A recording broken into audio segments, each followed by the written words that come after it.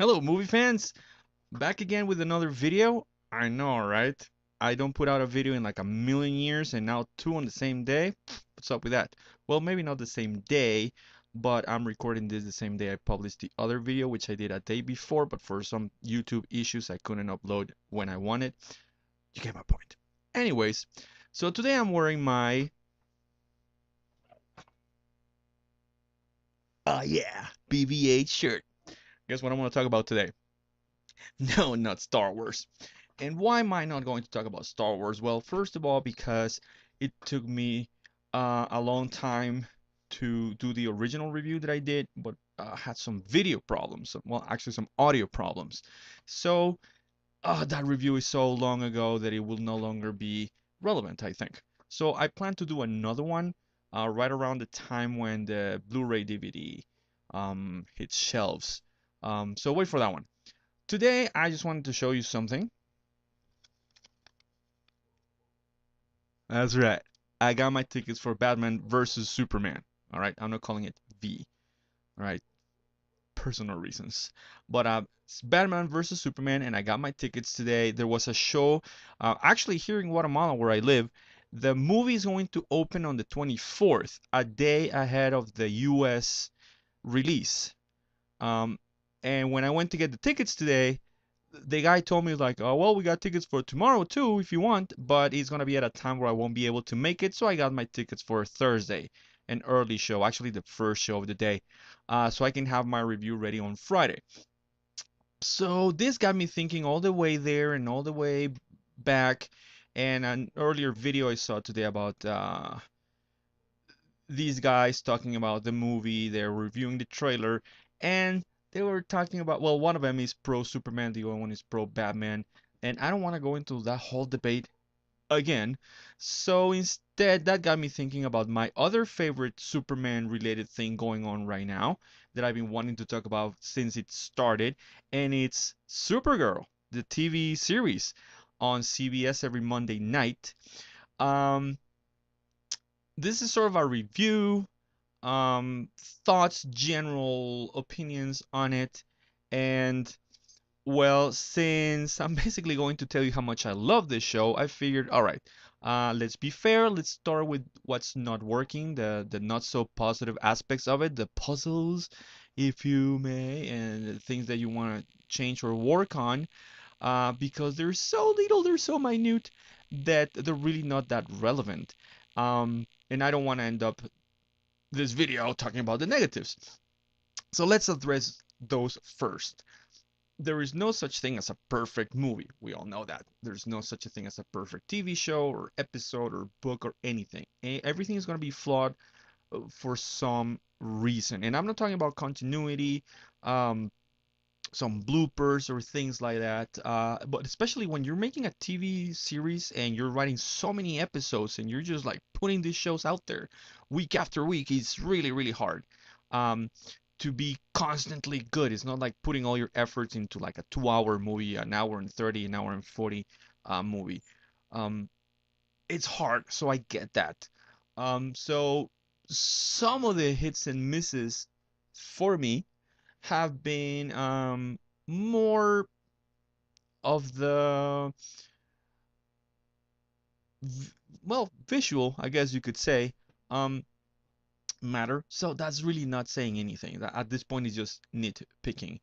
Um, for example, the episode where the Indigo character was introduced, played by Laura Vanderburg. That's that how you pronounce her name? Um, she played Supergirl, Kara Zor-El, in Smallville. And she's beautiful. She's still beautiful. She still looks good. If you saw the episode, there's this part where she's on a video screen and she's with her blonde hair and looking all gorgeous and everything.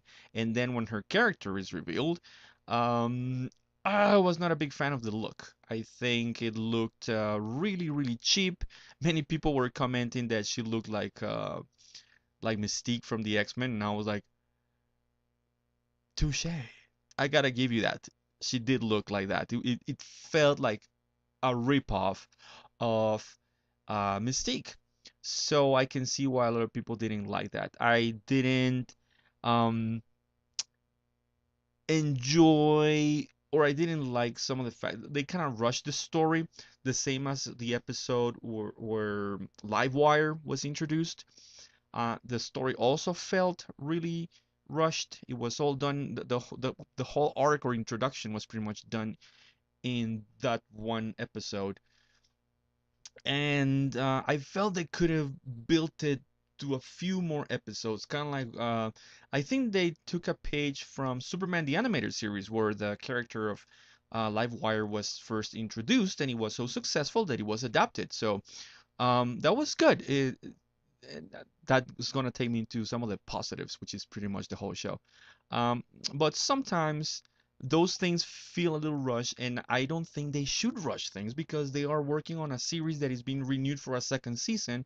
You could build more tension, you could build the characters a bit more. You don't have to get everything done in this 2 hour movie because you have a lot of hours to develop the characters. And this is one of the problems with TV shows today, that they rush so more when they could actually take time to do things right. The pilot episode was really, really great, but again, it felt rushed. Like within, I think I did a written review. Yeah, I did a written review. Go to Rixflix and check it out. Where I talked about that, how in the very first 15 minutes of the show, we were introduced to the conflict, to Supergirl, to Kara, to Jimmy, to Kat, to Win, to everybody in this new universe, and boom, we were there. Um, as a screenwriter or filmmakers, or when you want to be successful at grabbing your audience from the beginning, then if you wanna, then you gotta open up with the first shot. I mean, the first shot has to be boom, right into the action if you want that impact in the audience. Like, whoa, we're in it, and this is for real. All right, strap in. But not, start the show with the intro they did. That is still the same intro. I hope they change it for next season. Um, it's not bad. It's just it was a good intro, but we need like a nice intro with credits and all. Um, that is something that I really enjoyed about Smallville. One of the very few things I enjoyed about Smallville. So, but then they did this intro, and then all of a sudden it's like, yeah, the plane is crashing, and she's already flying and everything. Um, it was fun to see, but I felt they could have milked the cow a bit more, if you know what I'm saying. So that was great. That was one of my issues, but the show is great. I like it.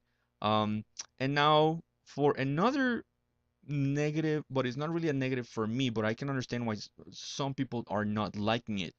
Well, the target audience for this show is girls. I think you can look it up, like somewhere between 16 and 25 or something like that, which is perfectly fine. I know I don't fit the demographic, but I guess you could call me a 16 to 25 girl because I am loving this show so much.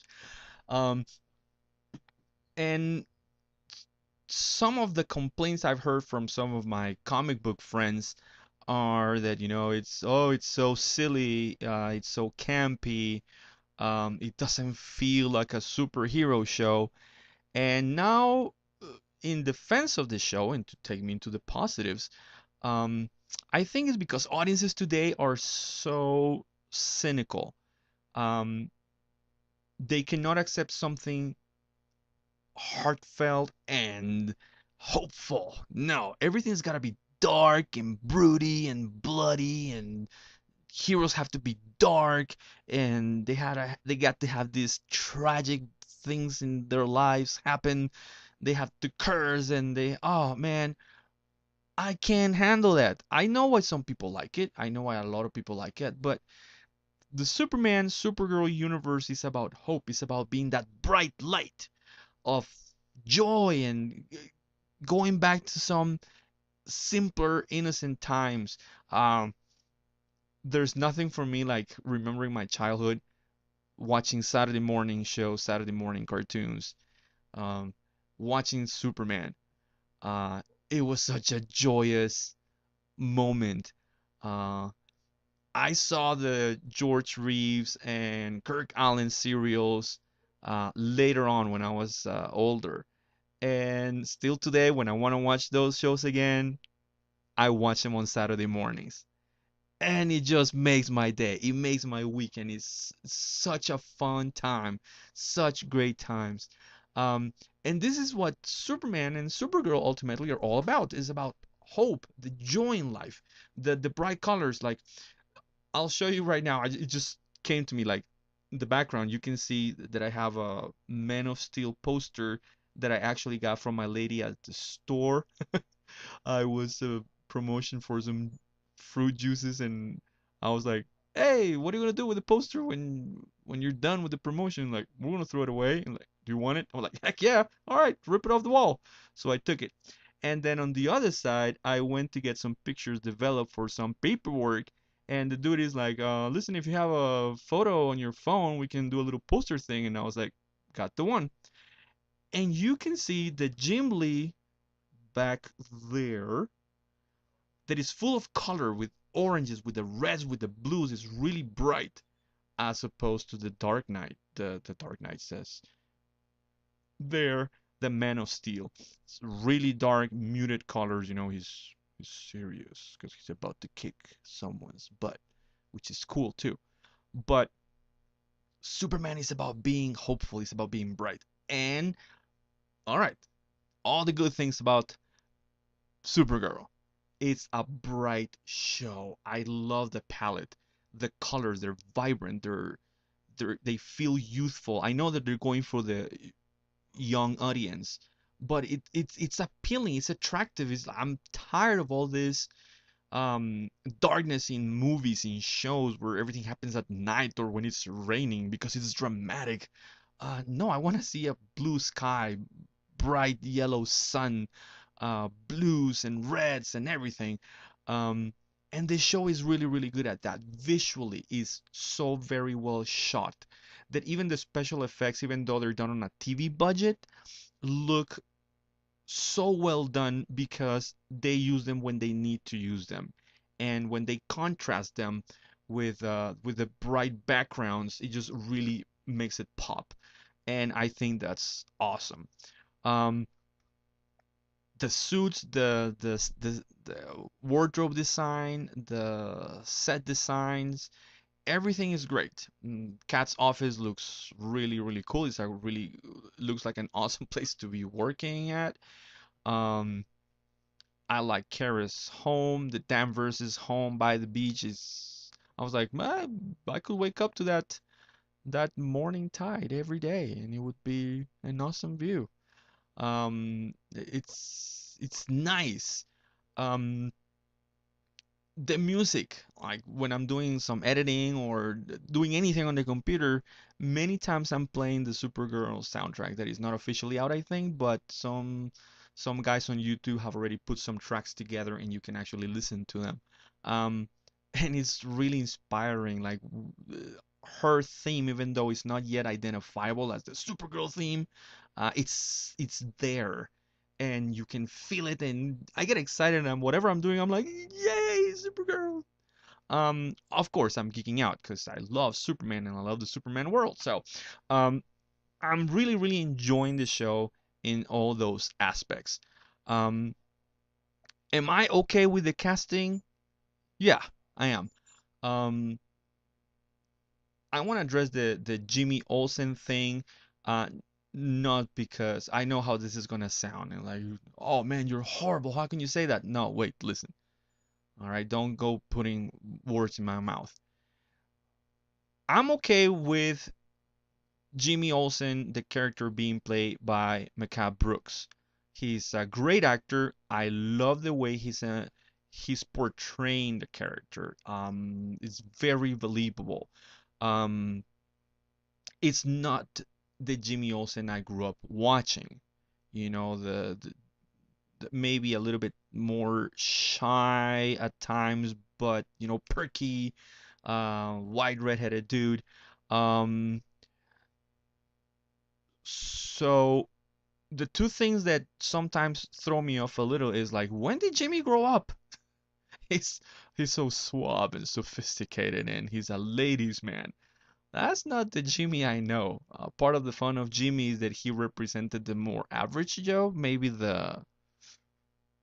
Did you lose me there? No, I lost you. Um, he represents maybe the little kid in us. Remember the comics? Jimmy Olsen, Superman spell. Um, so I have a hard time identifying with this cool, good-looking dude, tall and built and so good with women. Not to say that I'm not that. All right. Um, so that's one issue. And yeah, the other issue is that he's African American, not meaning that he cannot play a good Jimmy Olsen or that Jimmy Olsen could not be an African American character. It's just that he's never been one. So visually, I am distracted. But I love the way he's playing it. He is a great character, and yeah, I would love to see the actor play other important roles in future shows and movies, and I'm sure I would go and watch those because he's a really good actor. I do believe that. And it's not his fault. I mean, he was given this opportunity, and of course, he's doing what the producers and the directors want from him on every show, and I think he's doing a great job. So that's nothing on him. It's just a comment, because in the world of comics, once you have established characters, it's hard to change and not be distracted. Um, for example, all right, let's bring the Matrix, and I think I talked about this in another video. We were introduced to a character of Morpheus with Lawrence Fishburne. Lawrence Fishburne right now is Morpheus. If all of a sudden they decided to make a remake, reboot, and knowing Hollywood at some point they will, against all word of wisdom, um, and they decided they want to go with a white guy this time or with a Latino. I'm Latino, so um, it would be so distracting because no, Morpheus is Lawrence Fishburne. Morpheus will forever visually be that big African American dude, tough and yet so wise. Um, he he is the character. So it would be really weird if they cast a different race. I know, and guys, I know, especially for the fans in the States, this is such a terrible topic to always talk about. You gotta like you're walking on eggshells all the time because this political correctness has gotten so out of control that you cannot talk about issues like this without it being such a big deal. You make it a big deal. All right? We're just saying it would be like, they decided to make Superman's custom all red or all black, all white, all orange. All right? I would be complaining about the changing color in the suit because the suit will forever be blue and red with yellow. All right, so um, that's it. That's one of the issues. It's the same issue that I have with Man of Steel and Lawrence Fishburne. To me, every time I see him, I'm thinking that's Franklin Stern. That's Franklin Stern covering for Perry White, and he would be an awesome Franklin Stern. But they decided to go with that. So, oh, by the way, no one's mentioned this. I don't believe I've heard this before, but in the last Batman v or one of the last Batman v Superman Dawn of Justice trailers, when Bruce Wayne comes into the party in the car, and then they cut to Clark, and there's this guy in the back with a mustache, long hair, and the camera, and Clark is like, "Who's that? You must be new in town. That's Bruce Wayne." And then they push on Clark. That is so Jimmy Olsen. That's gotta be Jimmy Olsen. Because they did the whole Jenny Olsen in Man of Steel, and I was like, hey, all right, she's a cute girl. If she were an intern where I work, I'd probably ask her out too. But she's not Jimmy Olsen. All right. So it's not a gender thing, it's not a race thing, it's just they're playing characters that have been around for so long. And it would be the same thing if they wanted to change Star Wars characters. It would be distracting, and it's not a race thing, it's just these are characters that we grew up knowing and seeing in a certain way. So, wow, talk about diverging. That's another movie, and I'm not going to talk about that one. So, but I digress. So, coming back to Supergirl, um, that would be like my own issue. Like I didn't like Cat Grant at the beginning. Now she's grown. I've grown into loving her, and I'm more accepting of the way she is right now. She was maybe a little too much at the beginning. It felt too much like The Devil Wears Prada. That's the vibe that the trailers and the pilot episode gave me. Now I am more and more slowly beginning to believe that she could be leading this conglomerate. Um, and so the character I think is getting better and better. They're working on the character and it's getting better and better. The Windshot character, um, I like him. I really felt it in the episode where he finally told Kara that he was in love, that he had been in love with her for a long time. I was like, oh, win. Um, I'm an optimist. I'm a romantic. I want love to win. So that was a touchy moment. Um, which is another super super positive thing about this show. Um, it deals so well with the action, with the comedy, and with the romance that everything works so well. At least to me, nothing has felt out of place or forced. Um, the the touching moments, the crying moments get to me, and I'm like, "Yeah, oh man, you got me right here, dear." The action sequences, I'm like, all right. The comedy, I'm like, dude, funny, funny. Do you catch that? Funny. Plus something that they're doing so well, as opposed to other shows or movies like Superman Returns, Man of Steel, and Smallville. At the risk of being campy, Supergirl is not afraid of touching the comic books, the lore. Um, there's Easter eggs all over the place, and it's so awesome when they do that. It's like they actually respect the property a lot more than they have done in Superman official movies and shows. Um, we have Silver Energy coming up soon. We have Live Wire. We have Toyman, and even a little Easter egg of a Toyman figure from the Super Friends cartoons. A week ago with the Red Kryptonite show, Supergirl flipping the peanuts in at the bar, and a throwback homage to Superman 3. And they've talked about it that every time they have a chance to do that, they will do that. Um, when they went to the Fortress of Solitude, I've always been of the belief that if I were to make a Superman movie, I would make the entrance into the Fortress of Solitude a little bit more, you know, high tech. Maybe Kal-El touches with his hand like a wall or something, and this will open up um, an entrance or will teleport him inside the fortress or something like that. Uh, but I gotta say, when they picked up the giant key, and she's like, "Really?" He keeps a key under the doormat, literally. I gotta say, I loved it. I absolutely loved it. Um, and that's probably because I love everything Melissa Benoist is doing in the show, and I wanted to keep her for last because as great as the other characters are in the show, she's just amazing. She just keeps getting more and more adorable every time I see her. She understands the character, she loves the character, she's embodying the character in a way that has never been embodied before. And I'll say this for hardcore comic book fans, right now you're probably saying, wait, Rick.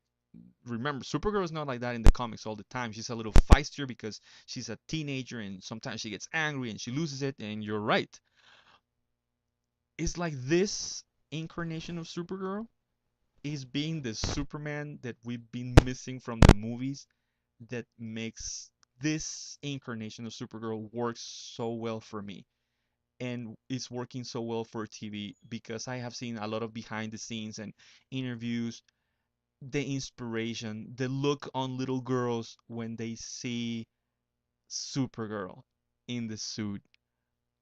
it's incredible. It's amazing, and that's what you want. You want little kids to look up to these guys, to these heroes, to the S, in awe, enjoy, and not be afraid of them. So she can't do no wrong right now. She's great as Kara. She's great as Supergirl. She's showing range. Like when she's fighting, you actually buy that she's doing the fighting. When she's being sad, my eyes tear up and I want to go and hold her. When she's being funny and clumsy and quirky around the office, I'm like, oh my gosh, she's so adorable. How can you not be in love with her? She plays that perfect girl next door fantasy that every boy has growing up. Um, she's not trashy. She's classy.